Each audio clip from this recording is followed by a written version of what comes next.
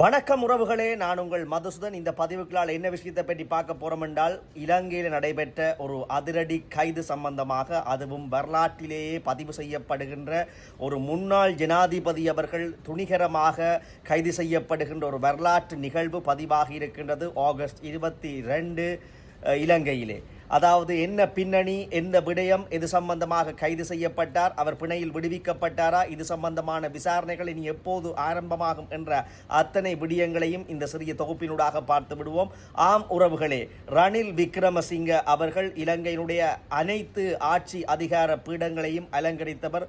உதாரணமாக எம்பியாக, பாராளுமன்ற உறுப்பினராக, சிறு வயதிலே பாராளுமன்றத்துக்கு, இலங்கை பாராளுமன்றத்துக்கு தெரிவாகிய ஒரு நபராக அவர்தான் இருக்கின்றார். சின்ன வயதிலேயே அவர் அதாவது 20களிலேயே அவர் பாராளுமன்றத்துக்கு தெரிவு செய்யப்பட்ட வரலாற்று பதிவையும் இலங்கையினுடைய வரலாற்று பாராளுமன்ற வரலாற்றிலே பதிவு செய்தவர். ஒரு பாராளுமன்ற உறுப்பினராக, பின்னர் இள வயதிலே ஒரு மந்திரியாக, அதாவது அமைச்சராக கூட அவர் பணியாற்றி இருக்கின்றார்.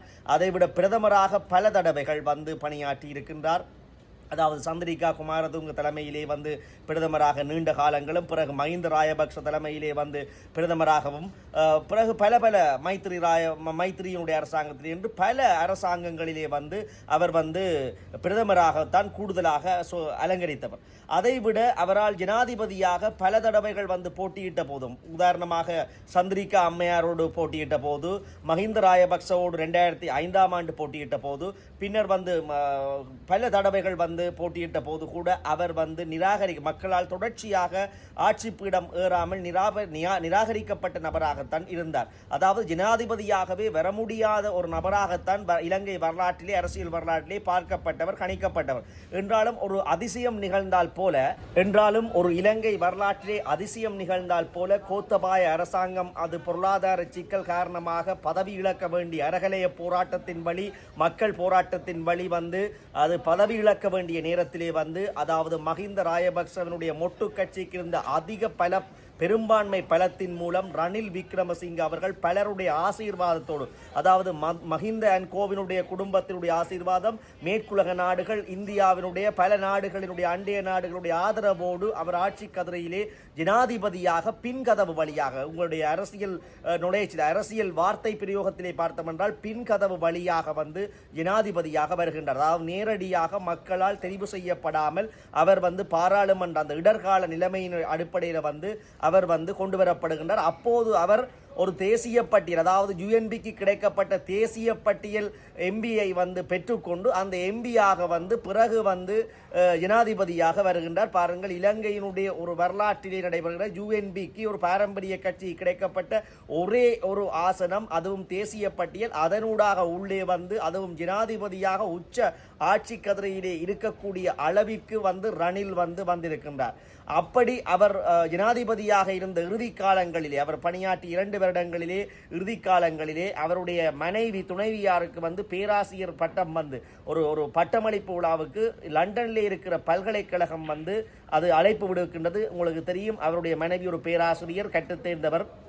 அந்த வகையிலே லண்டன் பல்கலைக்கழகத்திலே ஒபிஷியலாக அவருடைய லெட்டர் கட்டிலே ரணில் விக்ரமசிங்கவுக்கும் அவருடைய பாரியாருக்கும்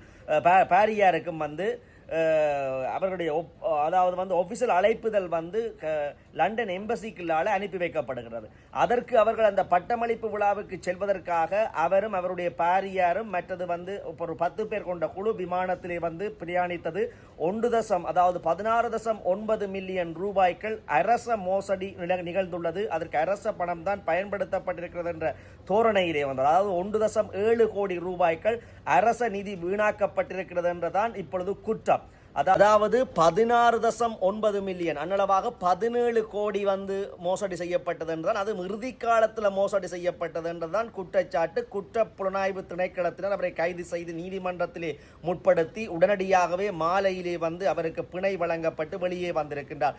இது இலங்கை அரசியலிலே ஒரு பரபரப்பையும், தெற்காசிய அரசியலிலேயும் ஒரு பரபரப்பையும் ஏற்படுத்தி இருக்கிறது நாட்டு மக்கள் மத்தியிலே. அதாவது என்றுமே இல்லாதவாறு முன்னாள் ஜனாதிபதி, இலங்கை வரலாற்றிலே கைது செய்யப்பட்டதோ நீதிமன்றத்தில் நிறுத்தப்பட்டு அங்கே வந்து பிணை வழங்கப்பட்டதோ கிடையாது. ஏனென்றால் அந்த முன்னாள் ஜனாதிபதிகளுக்கும் இருக்கின்ற சிறப்புரிமை சலுகைகள் யாருமே கை வைப்பதில்லை. ஆனால் ரணில் அவர்கள் மீது கை வைத்தது இன்று இலங்கை அரசியலில் பேசு பொருளாகவும் ஒரு கொந்தளிலைமையும் ஏற்படுத்தி இருக்கின்றது.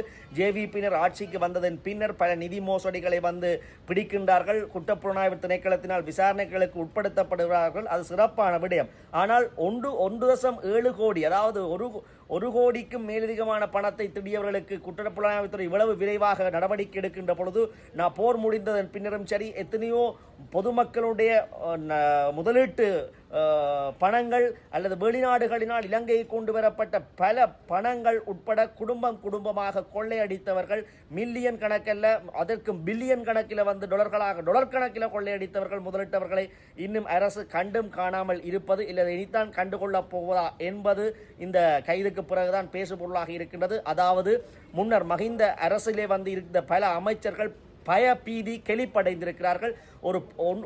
ஒரு வந்து 16.9 மில்லியன் மோசடி செய்தார் என்று ரணில் அவர்களை கைது செய்திருக்கிறார்கள். நாங்கள் இத்தனையோ ஊழல்களை செய்திருக்கிறோம், உங்களோட ஃபைல்கள் எல்லாம் அங்கே இருக்கின்றதா, என்ன எல்லா முன்னாள் அமைச்சர்கள் எல்லாம் இன்றைக்கு தங்களுடைய ஊழல்கள் வெளிப்பட்டு விடுமா என்றெல்லாம் பய பீதியிலே உறைந்திருக்கிறார்கள். என்ன நடக்கப் போகின்றது இனி வரும் நாட்கள்? இலங்கை அரசியலிலே மிகவும் பரபரப்பான கைதுகள், குற்றப்புலனாய்வு திணைக்களத்தினுடைய விசாரணைகள், பல கைதுகள் இடம்பெறுமா என்பதை பொறுத்திருந்தான் பார்க்க வேண்டும். இப்பொழுது வரை ரணில் அவர்கள், அதாவது தெற்காசியாவினுடைய பேசுபொருளாக இருக்கின்ற ரணில் அரசியல்வாதி அவர்கள், முன்னாள் ஜனாதிபதி அவர்கள் வெளியிலே பிணையிலே வந்திருக்கிறார். இந்த வழக்கு எப்படி கொண்டு செல்லப் போகின்றது, இன்னும் பலர் தொடர்ச்சியாக கைது செய்யப்படுவார்களா என்பதை பொறுத்திருந்தான் பார்க்க வேண்டும். யூடியூப் தளத்தினூடாக இணைந்திருங்கள். மேலும் பல தகவலோடு சந்திப்போம். நன்றி, வணக்கம்.